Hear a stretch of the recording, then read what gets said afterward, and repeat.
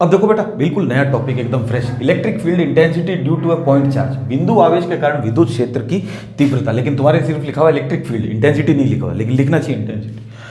विद्युत क्षेत्र की तीव्रता लिखनी चाहिए, खाली विद्युत क्षेत्र नहीं है, बिंदु आवेश के कारण। क्यों क्यों क्यों लिखना चाहिए तीव्रता? हमने क्या बोला कि इलेक्ट्रिक फील्ड को जब मैथमेटिकली लिखोगे तो वो बन जाता है इलेक्ट्रिक फील्ड इंटेंसिटी। विद्युत क्षेत्र को जब गणित के रूप में लिखते हैं तो वो बन जाता है विद्युत क्षेत्र की तीव्रता। ठीक है, पीछे पुराने लेक्चर में अपन ने पूरी बात कर ली इलेक्ट्रिक फील्ड के बारे में। अभी हमसे बोल रहा है कि पॉइंट चार्ज, बिंदु आवेश के कारण। तो देखो, सबसे पहले एक आर्बिट्री पॉइंट बनाओ। आर्बिट्री मतलब अपनी इच्छा से एक पॉइंट बनाओ और एक चार्ज लो, आवेश। कोई अगर प्लस क्यू छोटा लेना चाहता है और कोई बड़ा लेना चाहता है, ले सकता है, कोई दिक्कत नहीं है। इस पॉइंट का नाम दे दिया मैंने ओ। एक बिंदु, यहाँ पे हमें उसका इलेक्ट्रिक फील्ड निकालना है, उस बिंदु का नाम दे दिया मैंने पी। यहाँ पे क्या निकालना है हमको? इलेक्ट्रिक फील्ड निकालना है। तो यहाँ पे कोई एक चार्ज पड़ा है क्यू नॉट। ये कौन सा चार्ज है?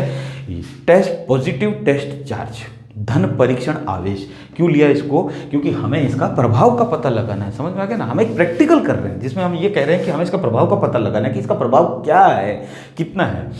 तो प्रभाव का पता कैसे लगेगा? जब इसको टेस्ट चार्ज लेंगे, या बहुत छोटा है, इसका खुद का इलेक्ट्रिक फील्ड नहीं होता कोई भी, और तभी ये अपना प्रभाव दिखाएगा, वरना ये तो इसको धकेल देगा, इसका भी फिर इलेक्ट्रिक फील्ड कुछ बनेगा। तो हमने कह दिया इसका इलेक्ट्रिक फील्ड है ही नहीं, और ये है भी बहुत छोटा। लिमिट लगा दी, सीमा लगा दी, हमने कहा कि ये बिल्कुल जीरो के बराबर है। अब क्या करोगे? तो बताओ इलेक्ट्रिक फील्ड। तो हमने इलेक्ट्रिक फील्ड तो पिछले चैप्टर में लेक्चर में पढ़ लिया। तो अब हम ये कह रहे हैं कि हमें इसका प्रभाव दिखाना है। ठीक है ना? जैसे ग्रेविटी है, हमने उसका प्रभाव बता दिया। क्या प्रभाव है? कि हमने कोई चीज़ फेंकी तो नीचे गिरी, तो कितने सेकंड में गिरी, एक तो वो चीज़ इंपॉर्टेंट। तो उसके बेसिस पे न्यूमेरिकल भी आएंगे तुम्हारे अभी आगे। ठीक है ना? टाइम, बिल्कुल टाइम इंपॉर्टेंट। एक, क्या स्पीड ली उस पत्थर ने। तो हमने किसी को मारा थोड़ी, हमने ये थोड़ी बोला तू नीचे खड़ा रहे, मैं ऊपर ऊपर एक बड़ा पत्थर लेके फेंकता हूँ तेरे खोपड़े पे, लगेगा कि नहीं लगेगा। नहीं, हमें सिर्फ प्रभाव बताना। प्रभाव बताने के लिए हमने क्या बोला कि ये बिल्कुल नेग्लिजिबल है, नगण्य है। ठीक है? धन परीक्षण आवेश लेना है, ध्यान रखना बेटा ये हमेशा। तो प्रभाव तो तभी बताया जाएगा, समझ में आ गया? और जैसे बच्चों को प्रभाव कैसे दिखाया जाता है? घर में जो पिताजी होते हैं, डैडी, क्या दिखाते हैं बच्चों को? आंखें दिखा देते हैं, वहीं से प्रभाव पता चल जाता है। जूत थोड़ी मारते हैं, मारे होंगे तो बच्चा क्या समझ जाएगा कि ये इनका लास्ट हथियार था। तो साइंस वैसे ही तो चल रही है, नॉर्मल लाइफ वाली। और क्या, बच्चों को मारोगे तुमको पता चल गया इनके लास्ट हथियार यही था, अब इनके पास में है क्या। मारेंगे ज़्यादा से ज़्यादा, लेकिन आंखें दिखाओ तो डर बैठा रहता। तो प्रभाव दिखाना है, प्रभाव। ठीक है? तो ये इफेक्ट अपना दिखा रहा है। तो देखो, निकालते हैं इस पर इलेक्ट्रिक फील्ड। हम ये बोल रहे हैं कि प्लस चार्ज से विद्युत क्षेत्र किधर जाता है? दूर।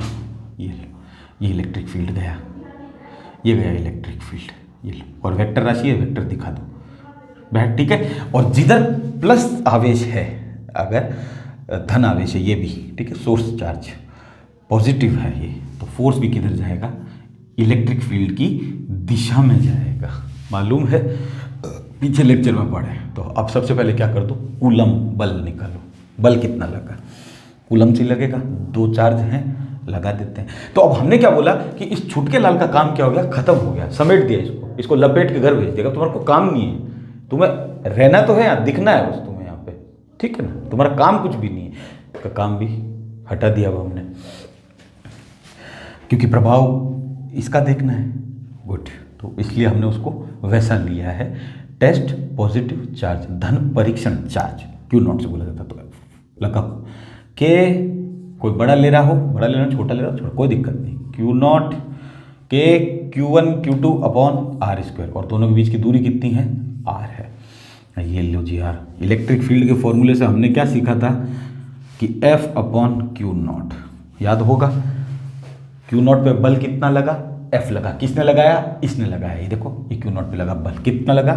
F लगा। किसने लगाया? इसने लगाया। तो यूनिट चार्ज पे कितना लगा? F बटा क्यू नॉट। तो ये इलेक्ट्रिक फील्ड हो गया। इस F की वैल्यू यहाँ से लेके यहाँ डाल दो। गुड, कितनी है बेटा? K Q naught upon R square, और अपॉन देखो क्यू नॉट भी है, ये F की वैल्यू यहाँ रखी है, और अपॉन अभी भी है, और क्यू नॉट भी है। समझ में आया? तो वो तो रखना ही है। तो क्यू नॉट से क्यू नॉट काट दिया हमने बोल दिया ये लगा जी के क्यू बाय आर स्क्वायर। ठीक है? अब इसको वो बोल रहे वेक्टर फॉर्म में लिखो, तो वेक्टर फॉर्म में लिख रहे हो तो इस पर वेक्टर बना दो, और इधर इसको वेक्टर बनाना होता तो आर पे टोपी लगा दो, आर कैप। ये बन गया यूनिट वेक्टर, इकाई सदिश या एकांक सदिश। क्या करता है? दिशा बताता है। बैठ गया कि इधर जा रहा है, और ये हमने प्लस मानी, इस ओ से उधर जाएगा तो हम क्या बोलेंगे? माइनस हो जाएगा। ठीक है? तो ये हो गया। अब और इसमें देखो, इसका फॉर्मूला और तरीके से लिखना हो तो 1/4πε0 Q/r² आर कैप। क्या किया है, के की वैल्यू रखी, कितनी थी 1/4πε0, ठीक है। और 1/4πε0 होता कितना, 9 × 10⁻9, ठीक है। अब देखो ये तो हमारा कितना आ गया, बिंदु आवेश के द्वारा लगने वाला विद्युत क्षेत्र की तीव्रता ये है। अब वो हमें बोल रहा है कि अगर मैं -Q लूँ यहाँ पे तो क्या होगा, ये माइनस वाला लेगा तो क्या होगा। तो देखो बेटा, माइनस का तो हमें ये सब बनाने की जरूरत नहीं, हम तो एक ही चीज़ जानते हैं। माइनस वाले में क्या होगा कि एक चीज़ होगी, पिछले लेक्चर में हमने पढ़ा कि ये प्लस है तो इलेक्ट्रिक फील्ड, विद्युत क्षेत्र और बल दोनों एक दिशा में जाएंगे। अगर ये माइनस है तो इलेक्ट्रिक फील्ड तो अभी भी इधर जाएगा और एफ उधर चला जाएगा, इसके विपरीत चला जाएगा। तो बना दो विपरीत, और क्या। तो कुछ नहीं करना, 1/k यहाँ से लिख लो Q/r² -r। ये क्या है, इकाई सदिश है। क्या बताता है, दिशा बताता है। इसका मान कितना, 1, लेकिन माइनस क्या बता है, इसकी दिशा से अलग है। और इसमें भी k का मान रखना चाहते हो, रख दो, कोई दिक्कत नहीं। तो k का मान कितना है, 1/4πε0 Q/r² और माइनस का आर कैप। बोलो, इसमें फिर तुम्हें थोड़ा सा एक लाइन लिखनी पड़ेगी। हमने क्या लिया इस बार, -Q आवेश लिया है। क्या लिया है, -Q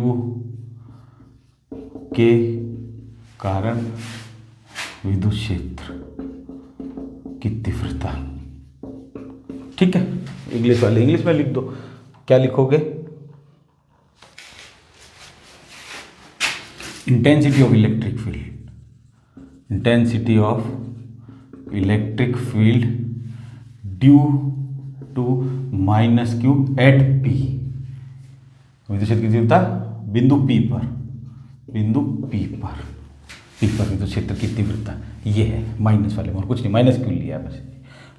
तो कहीं कुछ डायग्राम बनाना नहीं है, कुछ करना नहीं है, ये कर दिया। अब वो बोल रहा है इन दोनों के बीच में क्या बनाओ, ग्राफ बनाओ। अच्छा, पहले इसके बारे में लिखो। जब हमने इसको बताया तो क्या है, ये OP की दिशा के विपरीत है। OP इधर है तो ये इधर जाएगा, क्योंकि माइनस का क्या, दिशा ही तो बता रहा है, और क्या बता रहा है, ठीक है। Its direction is opposite to OP, ये वेक्टर लगा दो, लगाना तो कोई दिक्कत नहीं। इज अपोजिट टू OP, किसकी, -Q कर लेंगे तो क्या फर्क पड़ता है, दो चीज़ होती है।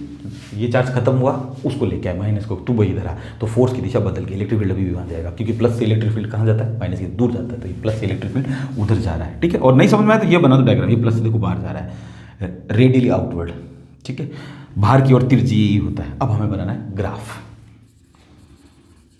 ग्राफ से हमें क्या समझ में आ रहा है, हमें एक चीज़ समझ में आई कि इन फॉर्मूलों से और उससे कि E जो होता है वो इन्वर्सली प्रोपोर्शनल होता है डिस्टेंस की स्क्वायर के।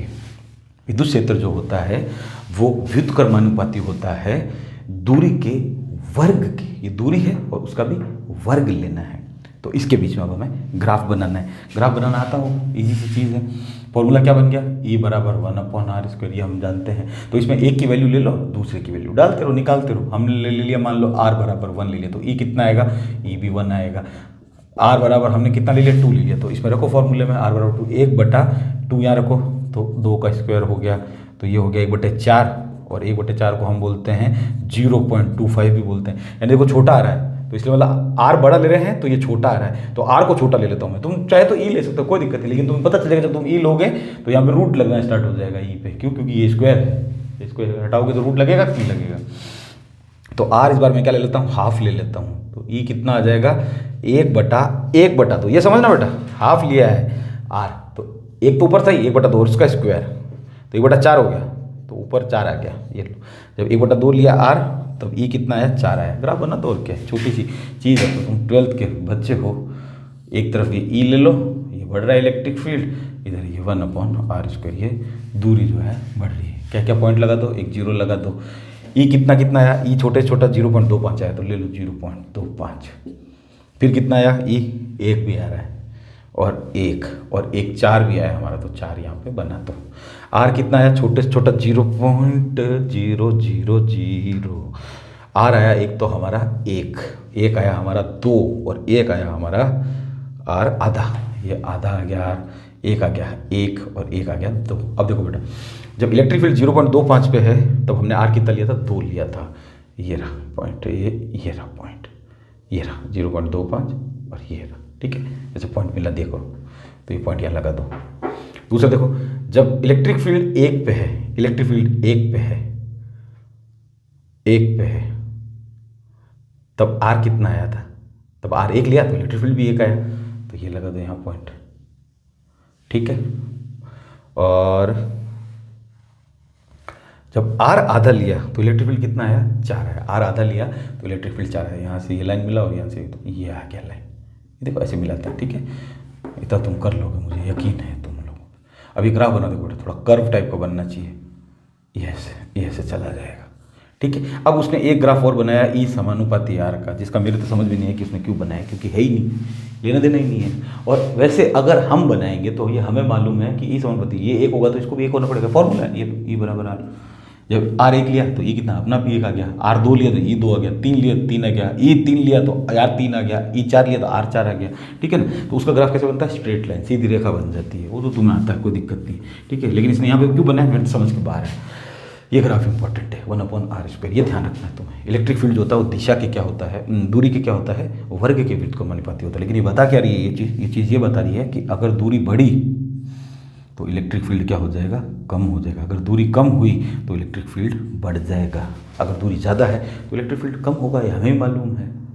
गुरुत्वाकर्षण से मैच कर लो, दूरी बढ़ती जाएगी तो गुरुत्वाकर्षण कम होता जाएगा। गुरुत्वाकर्षण फील्ड, ग्रेविटी फील्ड जो हम पढ़ रहे हैं, ग्रेविटेशनल फील्ड जो पढ़ते हुए हैं 11वीं से, तो वहाँ से तुम्हें पता चल जाएगा। तो ये हमने इसका ग्राफ भी बना दिया। अब ये बोल रहा है कि मैं मीडियम लेके आ रहा हूँ इलेक्ट्रिक फील्ड के बीच में, ठीक है। अगर हमारा ये चार्ज किसी मीडियम में पड़ा है तो क्या हुआ, मीडियम क्या ले रहा है, पैराविद्युतांक, पैराविद्युतांक, डाइलेक्ट्रिक कांस्टेंट। किससे लिखते हैं डाइलेक्ट्रिक कांस्टेंट को, ई आर से लिखते हैं और के से भी लिखते हैं। तब से समझ लेना, ये के कूलम बल वाला जो के आता है वो नहीं है। ये कूलम बल में के आता है ना, ये वो नहीं है, अलग है। कहीं तुम इसका मान 9 × 10⁻⁹ नहीं, ये इन दोनों का नाम ये है, ठीक है। ये के ही है, इसका कोई मान नहीं है ये वाला, ठीक है। वो देगा हमें अगर देखा तो अब हमें क्या निकालना है इसका, बिंदु आवेश जो है, पॉइंट चार्ज जो है, पॉइंट चार्ज, बिंदु आवेश माध्यम में है, मीडियम में है, मीडियम में। तो देखो बेटा फॉर्मूला क्या बन जाएगा, हमने सुना है कि जब मीडियम है तो ई एम लगा, तो कोई दिक्कत नहीं है, 1/4πε लगाओ। ये देखो ये हट जाएगा, ये निर्वात के लिए होता है, वैक्यूम के लिए होता है। ई का फॉर्मूला बस यहाँ पे एम लग गया तो ये भी हट गया, 2 काम हो गए। यहाँ पे मीडियम लग गया, माध्यम लग गया, तो यहाँ से ये हट गया। बाकी सब टू सेम, r² और r पे क्या पकड़ रहने तो कोई दिक्कत नहीं, अभी अपन इसको निकाल रहे हैं, ठीक है। अब देखो बेटा एप्सिलॉन क्या होता है, हम पढ़ते हुए आ रहे हैं, एप्सिलॉन होता है और क्या हालचाल, O और R, एप्सिलॉन नॉट और एप्सिलॉन R, रिलेटिव परमिटिविटी, ठीक है। वही तो निकाल रहे हैं और क्या, ये तो चाहिए हमको। तो E की जगह ये दोनों रख दो, तो EM बराबर 1/4π, ई की जगह EO और ER, तो EO और ER में थोड़ा आगे रख दूंगा, ठीक है। तो Q/r², वैसा का वैसे, इंटू 1/ER। ये भी रखना था यहीं पे, लेकिन मैंने थोड़ा दूर रखा, क्यों, क्योंकि देखो ये वापस फॉर्मूला बन गया, किसका बन गया, इसका बन गया इलेक्ट्रिक फील्ड वापस, ये रहा 4πε0 1 और Q/r², ये देखो ये बन गया। वापस ई लिख सकते हैं इसकी जगह, ठीक है। तो ये माध्यम में लिख दिया इसको ई, और ये अपॉन में है तो वापस अपॉन में डाल दिया इसको, समझ में आया। अब ये क्या बता रहा है, इससे समझो, माध्यम में निर्वात की वैल्यू कितनी होती है ये हम जानते हैं, निर्वात की और वायु की जनरली 1 होती है, ठीक है ना।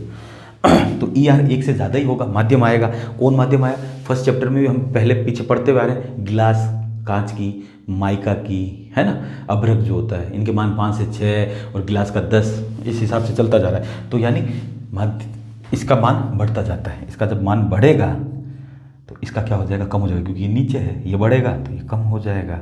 और इसको बढ़ना तय है, क्योंकि ये अब निर्वात तो ले नहीं रहा, माध्यम बोल रहा है, तो ये बढ़ा तो ये कम होगा। तो देखो इस चीज़ से क्या सीखे हम, इस चीज़ से हम ये सीखे कि इलेक्ट्रिक फील्ड जो मीडियम में होगा वो कम होगा, किससे, जो इलेक्ट्रिक फील्ड निर्वात में है। और ER क्या बताता है, गुना बताता है कि कितने गुना कम है। समझ में आ गया ना, टाइम्स। जैसे पापा जी हैं 60 साल के पापा और बेटा है 10 साल का, कितने गुना का फर्क आ रहा है बेटा? 10 को किससे गुना करूं कि 60 आ जाए? तो 6 गुना। वैसे ये टाइम्स बताता है ER, ठीक है। तो ये इतनी सी चीज़ों में कुछ ज़्यादा दम है नहीं। मेन चीज़ जो तुम्हें ये ध्यान रखनी है कि हमने इस चार्ज को नहीं हिलाना है, इसके प्रभाव को देखना है। तो हम ऐसा चार्ज लाएंगे जिसका कोई खुद का विद्युत क्षेत्र नहीं होगा, इलेक्ट्रिक फील्ड नहीं होगा, और जिसका मान जो है वो टेंड्स टू 0 हो जाएगा।